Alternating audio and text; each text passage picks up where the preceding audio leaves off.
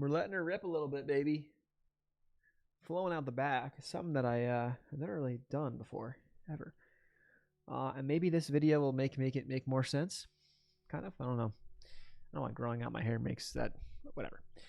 This video is I don't even know. Like I'm on like I don't want to say cloud 9, but like I'm pumped to make this video, and I think the purpose of videos like this and like kind of the way I've been, thinking about my channel and stuff lately, is a lot more for stuff like this, because like I'll post my trade recaps, I'll do what I normally do, but when I have something I think that is important to say or that I've thought about for a while that I think could be really useful, I don't have a huge platform, and for the 5 people who probably watch this video, I mean, you're awesome. I appreciate it. But yeah, I still figured that, it's not going to be edited. It's not going to be cut up. I figured this is, not going to take too long to put it together, that there's so much good information and things that I've learned that I figured I'd share it.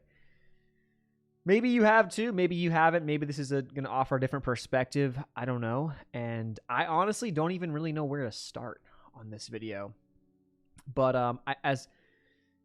as I think about it more, and as this is now kind of like the second attempt kind of at filming this video, I think I'm going to start with these past 8 months or so, because at the end of 2023, I moved from Austin, Texas, back to Georgia. Well, not back really, but to Georgia, where I have family. And the reason why, kind of 2 parts. I broke up with my girlfriend back a while ago, and we happened to sign a lease that we probably shouldn't have for 16 months. So I left Austin in December of 2023, but I was paying rent, I think, through April of 2024, which is fucking stupid. But, it was kind of like, I don't want to make it sound like it was a horrible situation, because people deal with way worse. But for, think about that, right? For someone to leave that place, which we had a 2-bedroom, by the way. It wasn't like, it was a 1-bedroom, tiny cramped thing. I had like a whole office space and stuff too. For someone to have to leave but still be paying rent to a place they're not even living, it's like, oh man, like what happened? And that went down. That happened. So it was kind of a big change in my life. And then I kind of sat to myself and said, man, I'm moving. Like I could have moved to somewhere else in Austin and still been out and lived alone and had like my own time, because I never really had that. Once I graduated, I lived with roommates in college, like a lot of us do. I was home for like COVID, very short period of time. My parents, they were in a rental house, so it was like crammed in. And then a few months after I graduated college, I was out to Austin with my girlfriend, and then at the time, and I lived with her for 3 years or so, and then like maybe more, 3.5. I don't even know how long it's been, dude. I think it was 3.5, maybe, yeah, something. I don't know. Either way, was there for a while. And the other part to that story was, if I don't move on my own and get my own place, I would have the ability to save more money and pay down my student loans, which I'll get to in a second, because this video is kind of the, me taking a step back and looking at all the lies that I've been told or that I believe for so long throughout my whole life. And now I'm at a place, I'm so grateful to be at the place now where like I think for myself. And so many of these things that, I guess are lies, like I've thought about, and I'm like, wow, that's crazy that I used to think that or do that or whatever. And so, well, maybe I kind of feel shitty about it. You can kind of get that like, oh, your, I don't say confidence or whatever, takes a shot for the situation that I'm in. I was kind of like, this is the best decision for me, because I will be able to pay down this massive $200,000, loan, essentially, that we're like, we're taking massive chunks out of it right now, which is awesome, each month. And then within, a very short period of time, I can either pay it off or get it to a point where it's super small, maybe refinance it if rates come down, and then have like this minimal thing that I got to deal with. But I was used to paying thousands. Like I'm literally paying thousands with an S dollars a month on my student loans because I don't want to pay back $400,000 in loans over my lifetime. I want to pay back as close to what I took out as possible. And so, that's kind of the situation that I'm in right now. And at the same time, I don't know where to go. Like I legitimately don't know where to go from a, like, where do I want to be perspective? Where is the best place for me? And I've been traveling a lot more this past 8 months. So I've been able to see so many more things, and I'm about to go to Hawaii for a week, just complete solo trip. That's going to be like, I think the most, I've been wanting to do that for so long, but I think that'll be the most incredible thinking trip of my entire life. I've been always talking about, I really would like to do a think, weekend or a trip where no one is near me.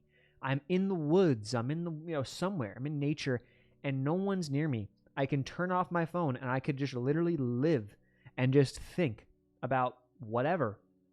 And so much, I think, comes from me being in nature already that I'm so excited for that. So I'm at a point now where it's like, I just don't know. I really don't know, but I'm not stressing about it. I'm trying not to stress about it. And I'm at kind of peace with not knowing because I'm going to let myself kind of slowly just try things, and then that'll guide me. As the point of this video, you'll understand when I say try things, that'll really kind of hit home, I think, by the end. So that brings me to like the education side, I guess. First, we'll start there. I don't know how I'm going to do this. I don't have this really planned out very well. But some of the first lies that if I kind of bring it back, because now I'm 26 and, I go back and, you're in school for so long and you're in school till you're 18 roughly when you graduate high school.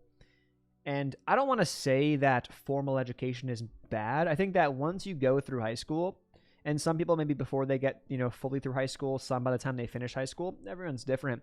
I think you have everything that you need, to be a functioning member of society in, your own way that will benefit you.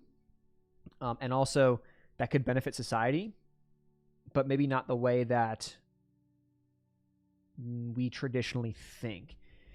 And when I graduated high school, I was told that I got to go to college. I grew up in a town, Ridgefield, Connecticut, if anyone knows or is familiar, or if you look it up. It's a town in Fairfield County, Connecticut, which is southern westernmost county of Connecticut.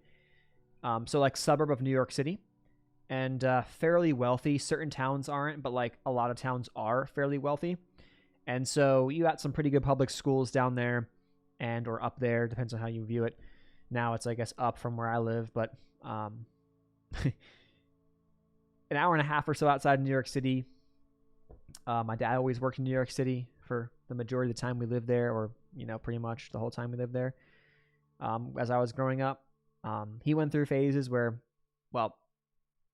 he had been doing pretty well for himself, and then went through some declines, I think. Once he had started having kids, I think things started to turn around, maybe like shortly after me. Maybe my siblings, who were a couple years younger than me, which added some stress financially, I think, basically to the family back then. And then eventually losing his job for a period of time. And I think he lost his job maybe once or twice. Once when I was in high school, which then he got another job fairly quickly after that, which didn't pay as much, and then was a longer commute. So he went through the ringer. He was commuting 2+ hours one way from where we lived to his job in New York, and then would do it again going back home. So think about that, which I don't do that. I don't commute like that, which is crazy. I mean, that's nuts. I don't think this generation, knows what that is like, because we wouldn't do that. Most of us wouldn't do that.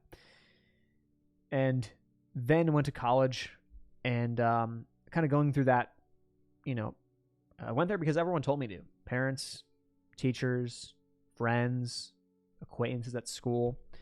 And the way that kind of my school worked, a bunch of kids went to Ivy Leagues. Like, it was a pretty high-ranked school, I guess, high school-wise. And with that said, like, the pressure was we went through, they had seminars and all these things telling you about going to college and why it's so good and all this stuff. And so if you didn't go to college or were like, hey, I'm not sure what I'm going to do once I graduate, you were kind of set out as an outcast, and people were like, yeah, what the fuck is up with that kid?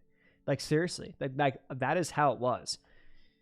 I think different story nowadays. I think very different story nowadays, and I would recommend people to take a step back to think, but it's tough. You don't really think at 17 years old or 16 years old when you're applying to colleges. Like, you're not thinking, like, you don't know what money is. You don't really know, like, I had jobs throughout high school and stuff, but what did I know? A couple $100K, I didn't know what that meant. I was like, yeah, I'll make it back once I graduate, right? It shouldn't be that big of a deal. And it doesn't have to be. I'm not saying that is, but, because I'll pay it back before I'm 30 years old. I'll hopefully have no debt anywhere. Everything all included. And that's like kind of, a good place to be. I don't want to have debt anymore. I've just dealt with it for, all these years now after college that I'm like, yeah, I'm good to kind of be like, yeah, we're good. I'm good to just, rid that. But, you're told that this is going to be good. This is, an investment in yourself and stuff. And to a degree it is, but I was a kid who really liked the weather in high school and middle school, and I was obsessed with the weather. And I really wanted to learn more. I was like, I'm not sure what I'm going to do in college. Maybe I'll go to business school. Back when I was 15, 16, we started touring some colleges in the summertime, and maybe I'll go to business school or, this or that. And then I was like, wait a second, because I never thought the weather was a realistic job or a realistic, career choice. But then I thought to myself, let's try, why don't we go to school for meteorology? That's where my passion, my interests are. Business, yeah, I want to make money. And here I am making fucking stock-related videos, trading-related videos now, this many years later, right? So it's funny how it kind of comes full circle. But I want to make money and stuff, but I didn't all I cared about was making the money, not what I would be doing, you know what I mean, to make the money. And I think that there's more value in that, in my opinion, nowadays than the money. How you make your money, what you're doing day to day. Are you enjoying yourself? Are you having fun? Are you, is it feel like a grind? Does it feel like it's shitty work that you're doing, or are you enjoying yourself and enjoying the work to a degree? So I was like, well, let's go to school for meteorology. And that's what I decided to do. And so I started doing some general research, and Penn State at the time was one of the best schools for meteorology. I remember I looked it up recently. Now it's not, apparently. I don't know. Maybe it still is, but it still has a massive alumni base. A lot of the biggest meteorologists you'll see on TV, or many of them, have gone to Penn State. So you have a pretty big base there. And I was like, well, that's a great alumni base. It could get you connections and stuff. And so I decided to go to Penn State, pay $200,000 essentially by the end of it, or how much debt I had by the end. And that's really what it was. And, what ended up happening was I went to school with this intention of exploring my interests further. And what ended up happening was I spent so much fucking time taking required classes that when I got to my level of interest, or when I got to my major classes that were where my interest lies, I was so fried, I was so burnt, and they weren't what I thought they were going to be. It was so much programming and coding, and so much calculus and insane thermodynamics and equations out the ass, dude. I can't even tell you how awful from my perspective that was. That was my roommate and I, we always joke, because I'm still we're still close. We joke about that. We have flashbacks to some of the worst times. When I think about everyone has their traumatic experiences. I don't want to say that this is a traumatic experience, but when I think about college, and I think about all the fun times, everyone's like, oh, the good old days, I can't help but flash back and get those little flashes of holy fuck, oh my god, it was that awful to me. It was so not what I wanted, so opposite of what I thought I was getting into. And so what I found was that we're now, which is crazy, we had a hurricane come through, and we didn't get crazy damage here. It was further east, but I went outside for a walk once it ended, and I was I had this crazy thought, and I was like, oh my god, I finally put it together. I, as a kid, wanted to experience these crazy weather events. And like, that's what was my interest. Like the hurricanes, the tornadoes, like the crazy rainstorms, like the crazy snowstorms, all these like insane weather events, you know, thunderstorms, lightning, all the stuff, wind, like just anything. I wanted to experience that because it's so cool. I think it's so cool what Mother Nature can do. But when I went to school, what I got to experience was fucking equations. Fucking equations. Memorizing, doing fucking problem solving, which, don't get me wrong, there's a need and a use for those people. But that wasn't me. And then I realized this now, years later, I'm like, oh my God. I had this like out of body experience where like I felt, I don't even know, like I felt like just this weird connection and pull, like you know, you still have this interest in the weather and in these things, like, but not necessarily from a career perspective, but just like, I want to experience and feel and see nature firsthand. I don't know how to describe it, but that's what I missed and I didn't get in college. That's what I wanted to pursue, but I didn't get to pursue. And did I need to pay $200,000 to do that? No, I could pay a couple $100 for a flight out to the mountains and go in a freaking snowstorm. I could drive to the coast and be in a hurricane. I can drive out west in the spring and see tornadoes from a distance, of course, and see it. I didn't need to go to school to scratch that itch. And I was like, holy shit. How many people in other aspects of their life are dealing with the same thing where like they go to school thinking that they're going to get one thing, but they never scratch, they never totally get that itch. And they're like, what? And you just feel empty inside. Not to mention you go in debt and then you fall into the path of oh, well, I got to pay for my debt and I got to get a job. And then now next thing you know, you're paying that off for the next 20 years. And it's like, oh my God, dude. I mean, man, what I found was that because I was so interested in the weather and that from an education standpoint, I learned all that I needed to know, and all that I wanted to know was already out there on the internet. Following people on Twitter, on social media, I was able to learn so much before I went to college. I knew so much about forecasting. I know how to interpret models. I know how to, I can tell you when there's a hurricane. I can tell you with pretty good accuracy where that thing is going to go in the next couple of days. I can do that because I've seen it. I've watched the models. I see how the upper air, I know how all this stuff works. I've seen it happen, but that's experience. Like I've seen it. I watch the models, I watch the radar, I watch it play out, and then I see them happen over and over, and I get a sense, I have a feel that you can't just get by looking at equations. You can create the models and improve them with equations, so you need people who to do that, but it wasn't what I wanted. It wasn't what And so from a formal versus non-formal perspective of education, nowadays, I value non-formal education so much more from real world experience. Maybe it takes you a while at times, but depending upon your level of interest, it doesn't have to. But the more experiences, the more you're going to learn. And it's like, you don't have to be perfect right now. You don't have to know it all right now. But the experience is everything, man. So that kind of like covers the educational standpoint of it all.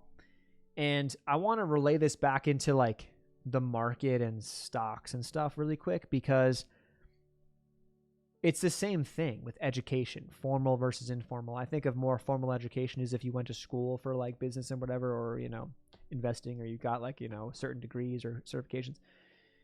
But like at the end of the day, does that actually, matter? Yes, you have the qualifications and maybe you can become a financial advisor legally and all that stuff. But at the end of the day, what matters is, can I create returns? Can I replicate it? And can I do that for a long period of time? That's all that actually matters. I don't need to go to school for that. If I watch the charts, if I learn psychology, if I do the stuff and it starts to work and I figure it out, why, you know what I mean? Anyone could do that. And then now you are certified expert almost, like in the space to a degree.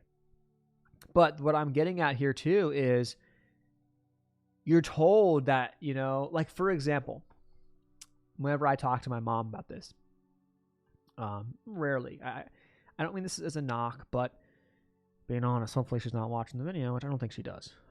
I don't think she watched it. I think she doesn't really know what I do, to be honest, so which I try to clarify sometimes, but, you know, it is what it is. She always pulls whenever I talk about trading, if I ever bring it up, which I try not to. I really don't want to tell anybody that I trade. I don't care to tell anyone. But who doesn't already know?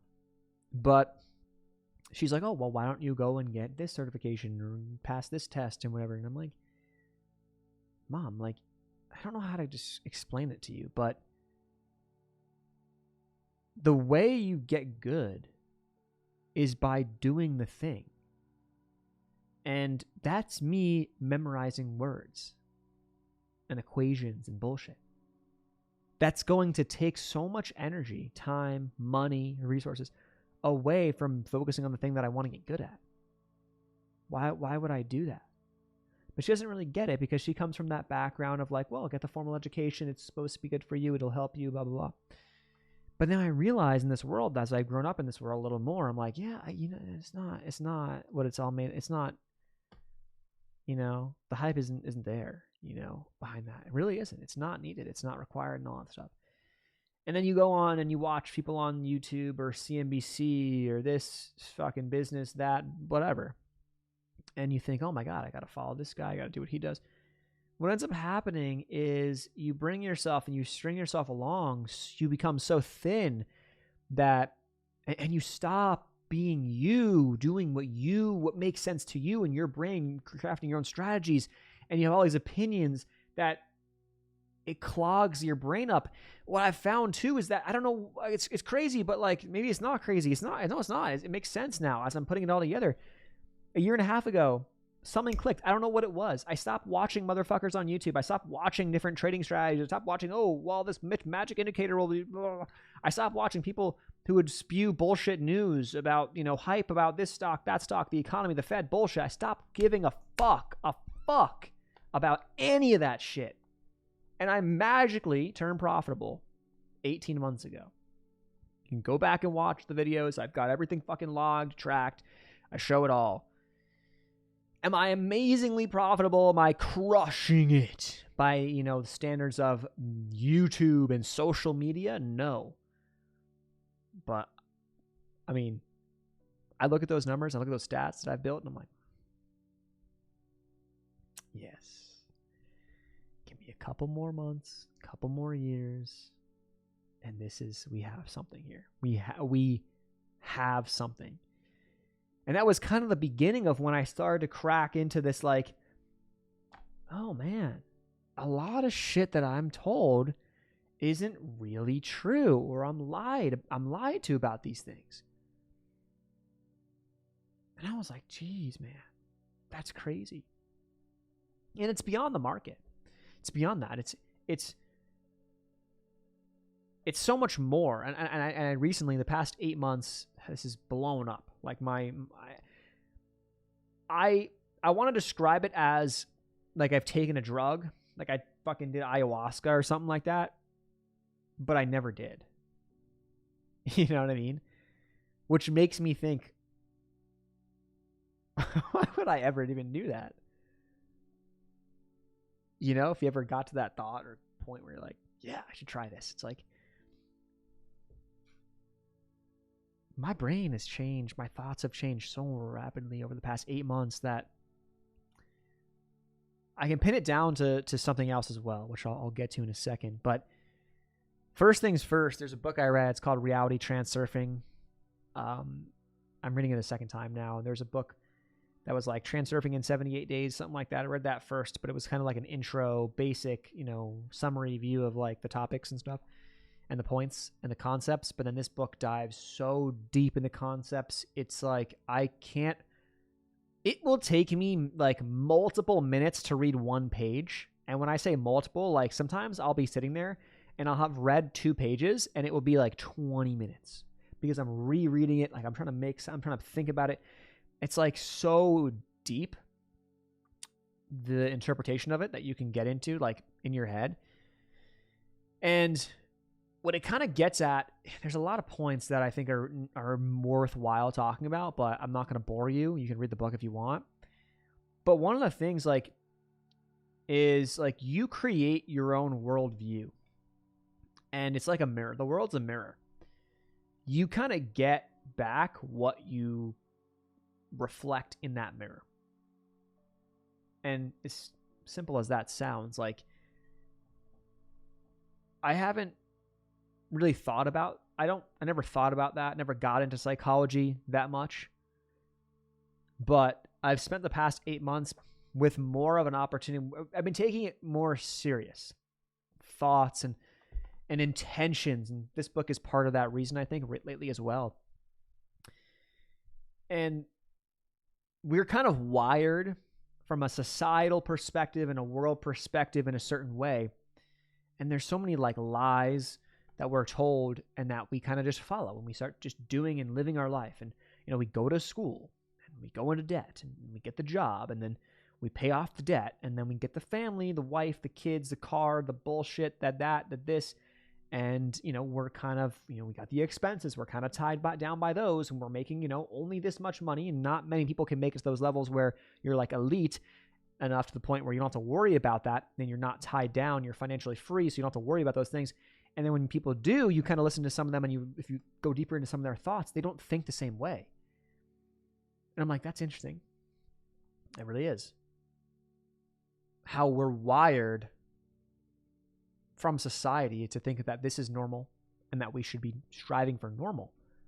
When we do that, we don't listen to our heart, our soul, as the book kind of gets at.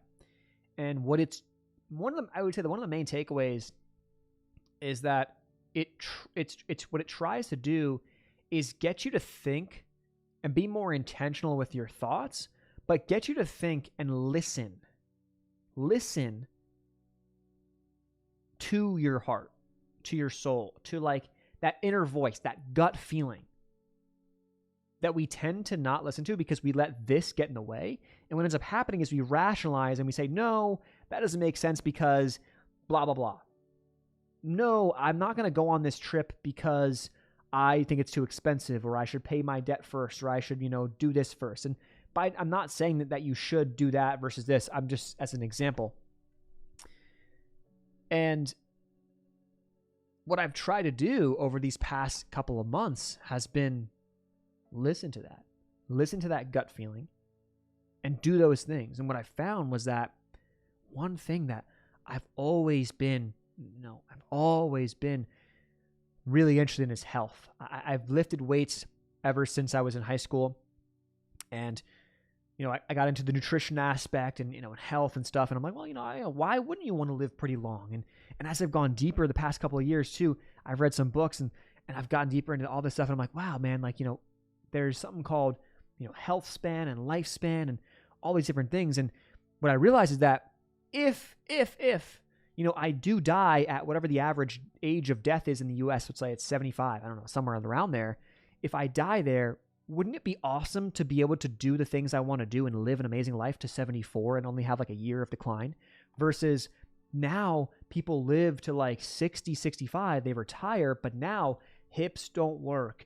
They got this brain thing, they got heart disease, they got lung cancer. They have these problems and it's like, oh my God, your last, now there's medications and there's things, but your last years are spent miserably on drugs and medications just to fix the problem so you don't die right away, but then you're miserable. So it's like, oh my God, like if I could put myself in a position where I'm relatively healthy for a long time, where I can just live and think and do the things I want to do deep into my life, that whenever I do die, it kind of hits fairly fast and there's not a lot of struggle. There's not a lot of, lost decades as many will have. That would be awesome. That's kind of the connection I made now. And so I've always had like an attraction to that. And I never knew like how to truly like follow it. And I was like, well, I'll lift weights. And I felt like getting big and lifting weights, because I was a skinny kid growing up, lifting weights would be great. And I got the confidence in high school and college, and now it's great, cool.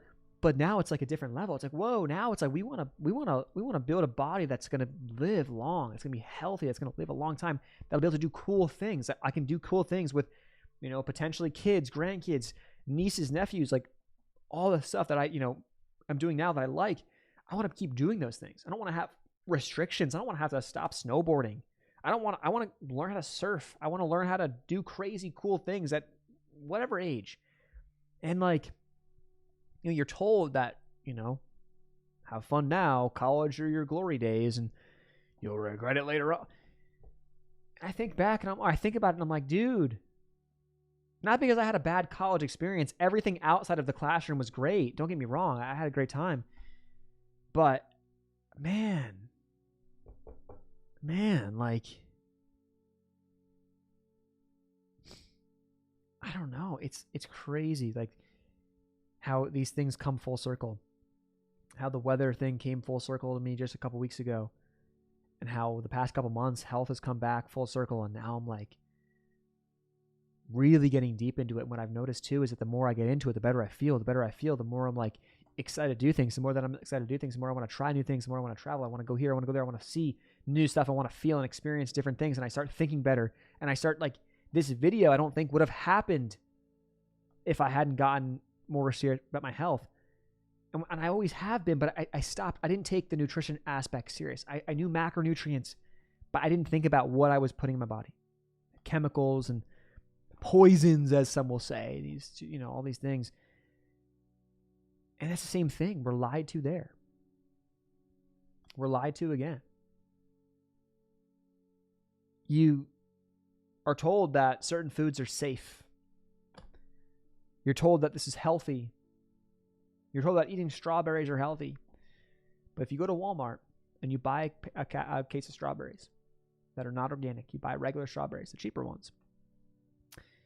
And if you were to go and get your own pesticide test, go on Amazon, buy one. What you'll find is that they are absolutely covered in pesticides. And if you do your research and you go deeper into that and you realize pesticides are not good, they disrupt a lot of natural things in our body. So while I'm eating healthy, I'm fucking up my hormones. And I'm not a doctor. I'm not going to get into that stuff. You got to do your own research. But it's the same thing. I found that if I just listened to what people said, doctors, or look it up and fucking advice on whatever, there's so many opinions. And the generally accepted opinions might not have my best interest. And so it comes back again to the same thing, trial and error. It comes back to the same exact thing. Go experience it, try it.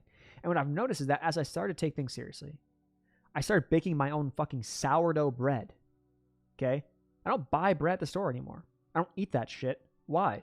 Because it's got a fucking million ingredients. Mine has salt, water, and organic, unbleached bread flour that I literally buy in 50-pound bags from a town or a farm in North Carolina. Because I did the research and I looked into it and I got deeper in it. I'm like, this is where I trust. And I know I'm getting quality here. And when I eat that bread, there's no guilty. There's no guilt. There's no, oh, you're eating bread. Fuck you. I don't give a fucking shit. I have done the research and I eat it and I feel fucking good. If I ate it and I felt like shit, I would stop eating it. But I listen to what's in here. When I eat certain foods, I become more attuned with my body. And now I'm like, oh. When I eat certain foods, it's interesting. Milk is another one. I started drinking raw milk, raw kefir, raw dairy, raw cheese. I don't drink regular milk anymore. I don't drink 2%, blah, blah. No. Raw, whole milk. If I'm going to drink milk. And I don't drink milk a lot, but when I do, that's what I put in smoothies or whatever. Why? Because I heard about raw milk. I thought, no way. It's fucking sketchy. It's gross. It's not safe. You're going to get E. coli, whatever. I don't even know. And then I tried it. And I was like, huh. Okay, we'll see what happens tomorrow. Nothing happened. Next day, nothing happened. Huh. Raw cheese. Raw kefir. Same thing. Nothing happened. I'm not saying that you can't get sick, because you can. Just as you can get sick when you go buy lettuce on the grocery store. They can have fucking shit on there that you didn't know. Eat it, get food poisoning, and then you get sick. But what I realized was when I would drink milk in the past, it would wreck my stomach. I don't know why. It would just wreck me. I'd fucking be blowing up the bathroom the next day. I don't know. Maybe it was a combination of other things. I don't know. My gut health was awful, which now it's maybe really good because of sourdough, whatever. But I go raw milk. I go raw dairy, and my gut is operating really nice. Like it's I feel good. I don't have any problems, so I'm rolling with it. But it's, again, trial and error. Like, who the fuck would have known that shit? Who would have known? And the reason why, you go into the science behind it, well, when you pasteurize milk, you're killing all the bacteria. You're killing a lot of the good enzymes. All those things that are good for your gut, so you don't get the benefits of the milk when you go and get the pasteurized milk.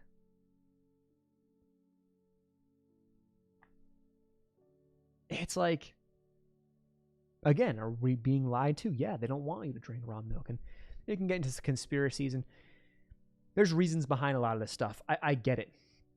Safety standards, health standards, and whatnot. But from a health or from a food nutrition perspective, there's a lot we're being lied to. And so nowadays, I'd eat 95+% whole foods, single ingredient whole foods. Make my own breads. I get the raw milk, the raw kefir. No one's touching my shit. I get the raw unfiltered honey from a local farm. Like I go out of my way to do those things. Maybe it's a bit more expensive, but I don't drink. I don't do drugs. I don't have any like vices like that where like, I'm throwing money away. I don't gamble. Well, I used to, but I don't, I don't have money pits. You know what I mean? Like that. So my money goes to those types of things, and I'm happy. Like I spend that money with a smile on my face, knowing that like I'm paying a local farm for their honey, or I'm buying this, more expensive raw milk, but it's going to make me feel good tomorrow. You know what I mean? Like that's awesome. And you can't put a price on that. And when you're internally healthy and you're feeling good, this starts to work better. This starts to think differently. And then you get videos like this.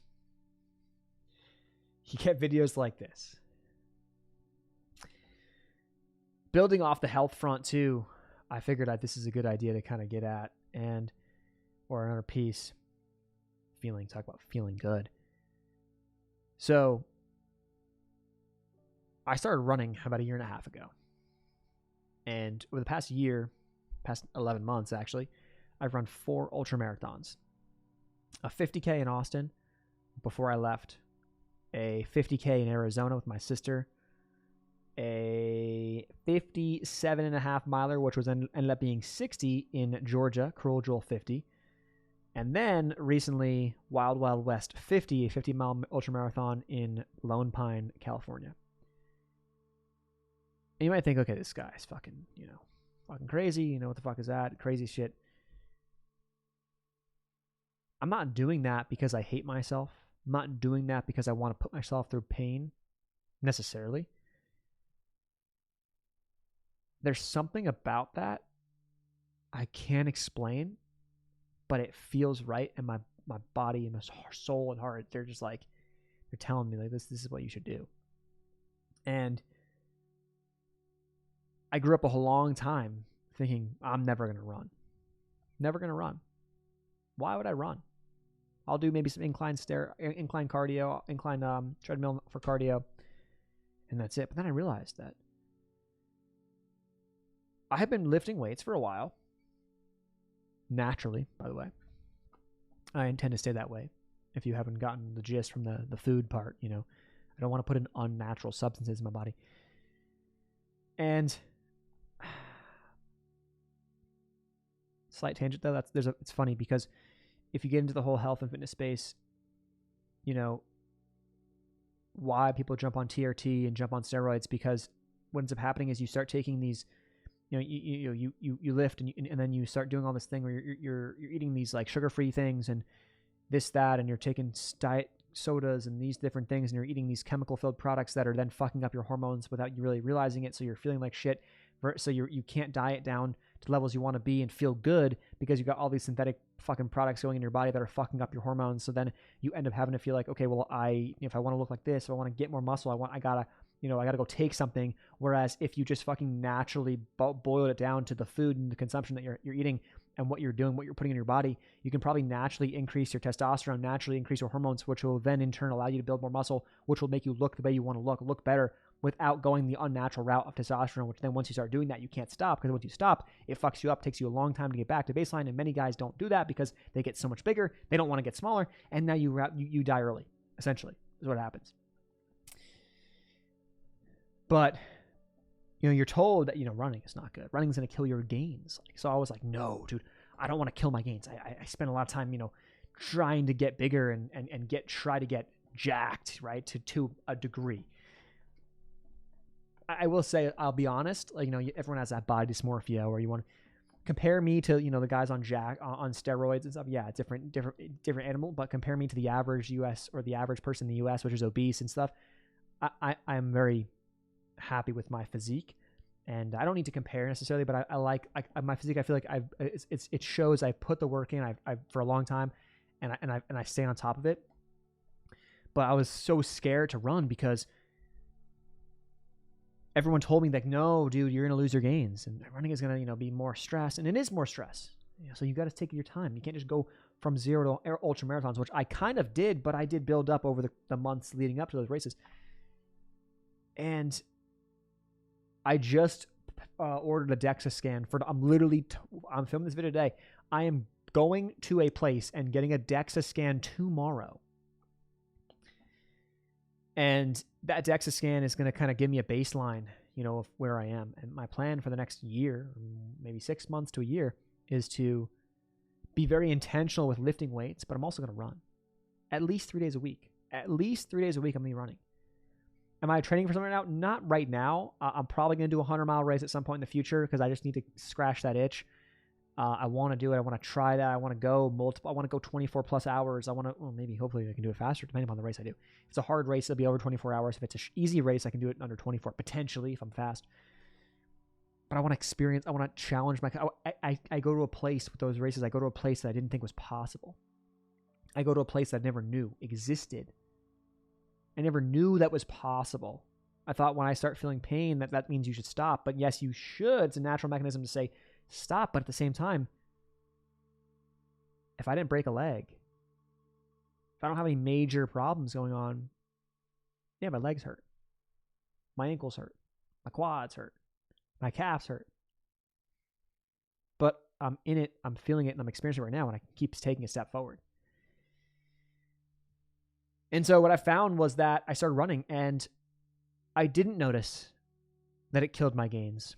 In fact, I think had I not started running, I don't know if I would have fallen into this more health conscious, nutrition conscious approach that I've now taken on over this past 8 months the same way, because what running allowed me to do was burn more calories, obviously. So I had to eat more calories. And then so you stop thinking to yourself, oh, I have to restrict. I don't want to gain weight, to no, I need to eat or else I am going to feel like shit on this run and it's not going to be fun. And when I run, I want to have fun. I have this out of body experience like I was talking about with the weather stuff before. When I run, man, I don't know what to say. I don't know how to describe it. It's this insane feeling. It's the runner's high, I guess. But it is a feeling like nothing else. And I don't do hard drugs. I've never done anything. I've never smoked. I don't drink very much. The last drink I had, I'm filming this video in mid-October. The last drink that I had was mid to late. Actually, no, it was mid-May. Mid-May of the same year. So however many months that is, like 6 months ago. And it was one drink. Prior to that, I don't know if I had a drink in 6 months prior to that. I've done edibles weed edibles. That's it. Maybe I'll do mushrooms one day. I don't know. Try it.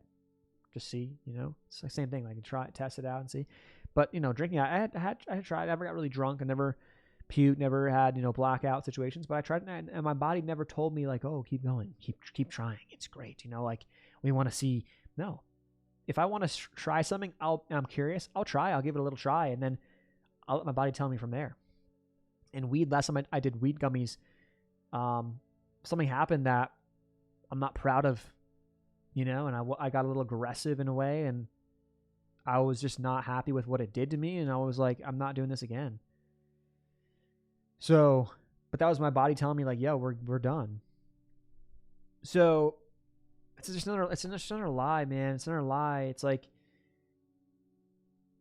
the lie is almost thinking that you should listen to other people or listen to other approaches or worldviews or this or that before trying. And I'm not saying that, like, you should do what I do or you should do this or that. No, it's try and feel and become more aware of what your body is telling you and what your heart and soul are telling you, because they know a lot. Like, your body knows a lot. And if you listen, you just might roll with it a bit better and fall on these lifelines that you're just rolling. A good example, I got two things I want to wrap up with here. One was literally yesterday, talking about rolling. I mean, I had a lot to do. I had to go buy a propane tank for the grill. I had to swap it out, and I wanted to go buy some honey. I ran out of honey. I wanted to get honey at the local farm, and then I had to go to the store after to buy some stuff that I needed food-wise, eggs and cheese or whatever. Ended up getting some ice cream and one more thing that I'll talk about in a second. But I want to go to the gym too. And I'm like, yeah, it's a lot of stuff to do kind of like throughout the day or, whatever, on top of the other work I had to do, responsibilities that I had and stuff. And I started the day off and I woke up and I went for a walk for about an hour. And at like near sunrise, it was awesome. I mean, amazing way to start the day. A little chilly in the morning, but then the sun comes up. It's beautiful here right now. It's like 50s at night, 70s during the day. Oh man, it's just nice. Coming off the summer at least. And so we start that. We get some work done after that. And then I start doing these things that I had to do. And I was like, you know what? Like, I know I can get the tank filled at Home Depot. And I could go to Home Depot and it's 25 minutes away and fill it up and replace the tanks, whatever.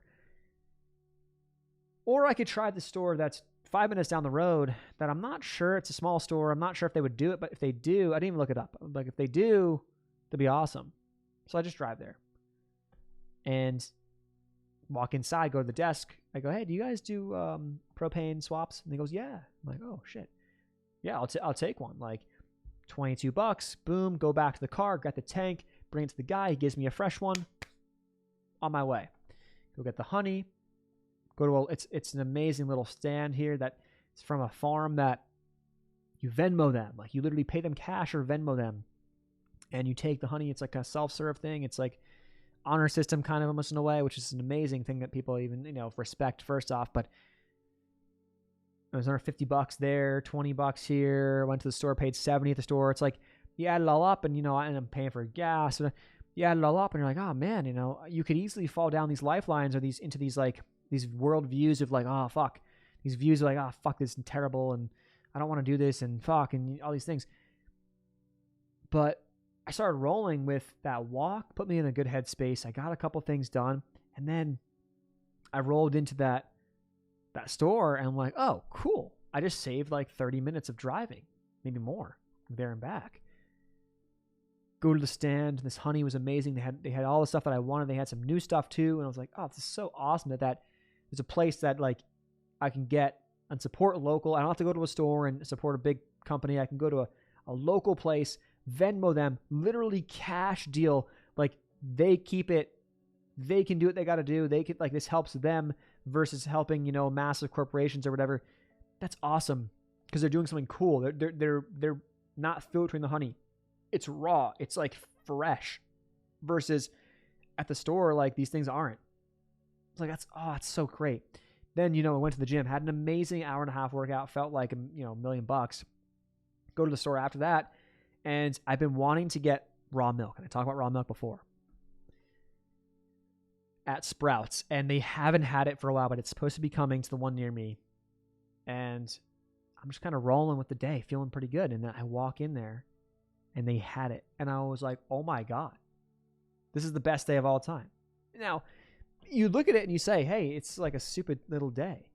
But for whatever reason, I just felt like this was I felt like it was incredible. And I don't know if maybe things would have been different had I been more that negative a mindset. Maybe someone would have got there before me. Maybe I would have fucking crashed. Maybe, who knows?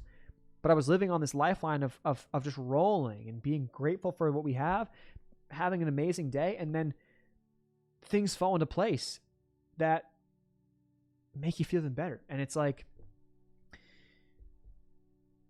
it goes back to the transurfing book and the concept of transurfing and all that. And it's like, man, like, if you just took the time to listen to your heart, listen to your gut, and pay attention to how you feel, try things, like it's crazy.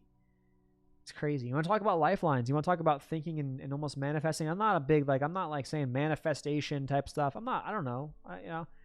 I'm not here to say that this is the way and whatever. All I'm telling you is, like, here's what I do, here's what I've done, here's what I see, here's what I experience. Like, that's all.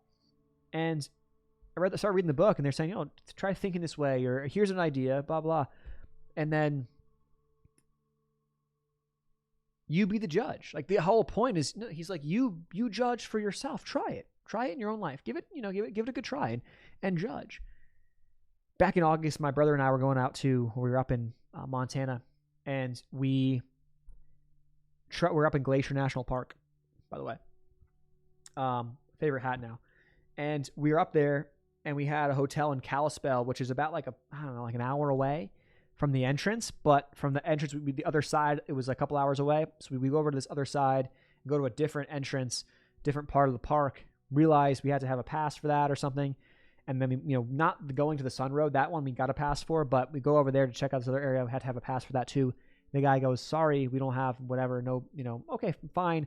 We'll go back up to Logan's Pass. I believe that's what it's called. And Logan's Pass, if you know Logan's Pass or you look it up, it is the hardest place to get a parking spot in the world in the summertime.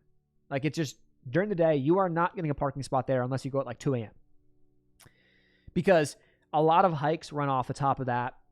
It's a pretty cool view from out there, and you can get to some easy hikes, some hard hikes, some beautiful spots, and it's kind of like the main, focal point, almost in the middle of the park. I think it is the middle of the park, roughly. And we're driving up, and we're like, it's like noon. Brother's like, I don't think we're going to get a spot, because we were up there the day before just to check it out, and we didn't get a spot, and it was a whole thing. There's a line of cars. It took, we're like, okay, well, fuck this. We're going to just try and drive back down and check out something else. And I'm like, hey, Bri, we're gonna pull up. It's noon. People from this morning might be coming out. They did their hike. They're coming out. They're leaving. There'll be some action. We'll get a spot. Like, we're gonna pull up. There'll be a guy leaving. We'll get a spot. And I'm like, no, just trust me. Like, we'll get a spot. Don't worry. And we start driving up, and we get to the top. Take a right into the parking lot. And, there's like 5-6 little lanes for you to go down and park. And I looked to the first one, like, I didn't feel it, so I just didn't go. Second one, I think it was the third one. I just take a left. Let's just go left. I don't know why. And, we start going slow. I'm going very slow to make sure we can identify if there's a guy, cars coming out, whatever. Going slow. And meanwhile, there's cars coming at you in different directions. Everybody wants a spot. So, like, it's like you got to just kind of pick your lane and say, hey, hopefully maybe we get lucky. Hopefully I'm the first one here when the guy leaves. That was what it was. There's just people everywhere, people running out, claiming spots without their car. Like, like that. That's what's kind of going on. And I turn to the left, and we notice this guy starts on our left. He's walking. And I'm like, I wonder if this guy's, I thought to myself, like, I wonder if this guy's leaving. Before I could say anything, before I can roll the window down and ask, before anything, He turns around and he goes, and I'm like, oh my God. He points at us, he points at him, and he signals that he's leaving. We got the spot. Blinker goes on, he gets in his car, give him his time, he backs out, boom, we hop in. We didn't wait a minute. We waited 30 seconds for the guy to get in his car. In the spot that, like, no one gets a spot without at least, multiple loops around the parking lot. And I thought to myself, holy fuck. I've been making it a point the past couple of weeks, months, and days, and even hours to look at the world in a different way and reflect what I want to get back and reflect the positive, reflect the things that I want, reflect not negative situations. And I was like, holy shit. It worked. And of course, could it be a huge coincidence? Yeah. I'm not a dumbass, dude. I'm not a fucking, like, okay, yeah, I get it. But I've seen that happen, and there's been situations like that in smaller doses that I've been stacking as evidence, and I'm like, why would I want to think or live a different way? Why? It's crazy, dude. It's crazy. It really is. And I think it goes back to the health side too, because, when you feel like shit because you're ingesting, chemicals and fucking poisonous things that are not making your body metabolically healthy, if you're feeling like shit and that, like, that's the deal, then, like, it's easy to turn around and look at the world and go, fuck you. It's so easy to have a negative attitude. It's so easy to look at it with a negative view and look in the mirror and see a fucking disgusting, ugly person. Like, it's so easy. So, like, when I bring it back, I'm like, man, like, health is like a huge piece. Because if you don't have that, if you have that, it unlocks this different worldview that, oh my God, like, most people nowadays with the way the world's going don't, you know what I mean? They don't have that. And not that that's the answer only, but, like, that's a piece of it. It's part of it. So, man, and I feel like wrap it up. It's like at the end of it all, like, it's just being in tune with your body and with your experiences in your gut, like being in tune with all that. And when you are in tune with that and listening to what's making you feel good, from a physical standpoint, how, do I feel tired all the time, or do I think positively? Like, what you do to garner those feelings, like, is important. Like, what am I doing differently? Like, what's making me feel, like, when you're in there and you're thinking to yourself, when you take a step back and you think to yourself, okay, I had an amazing week. What did I do?